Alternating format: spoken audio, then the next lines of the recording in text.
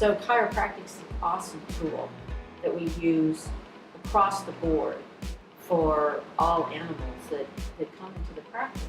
Because if the joints can't move, and that's what you have to have motion in order for a body to be healthy. There has to be motion available to a joint, otherwise it's going to become arthritic and all. So it's about fitness in motion. It's about making sure that motion is there, that there's some exercise programs that are done with that muscle and the joints so that that body is at its best. First, I want to tell you actually about how I found chiropractic. So my first exposure to it, out of the blue, was like 1987, 88. I'm playing on a women's soccer team.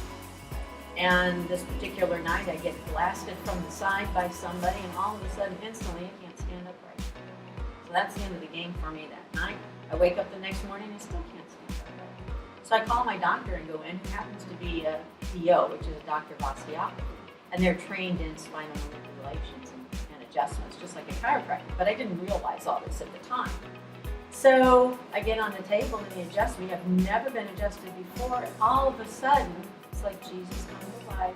I am up walking. Thank you, Lord. This was like miraculous. This one particular day, I can remember this as if it was yesterday. There was a dachshund that came into practice, and they're known for having a lot of back problems. And so I look at the dog, it's a back problem. And I say to the dog, you know what? I can give you some medicine, but I can't fix your problem. And that's when I decided I had to know how to fix spinal problem. And so I went to, at that point in time, the only chiropractic certification program, which was in Hillsdale, Illinois. And it was a program that was set up by a veterinarian who went to Palmer Chiropractic College in Iowa, Sharon Willoughby. And her whole purpose to becoming a human chiropractor was so that she could take that information and apply it to animals. So when we look at animals, we take dogs that are very active, they run and they play and they get body blasted and they do agility and frisbee and fly ball and they hurt and they get rolled and tumbled and all kinds of events. Well, that's life and that's fun, but there can also be injuries associated with that. And chiropractic training gives us the skill to be able to help correct that. I can think of a horse one time that had an accident and the pelvis was terribly off. Like the tops of the pelvis should be like this. I'm not kidding, 4 inches higher on one side than the other.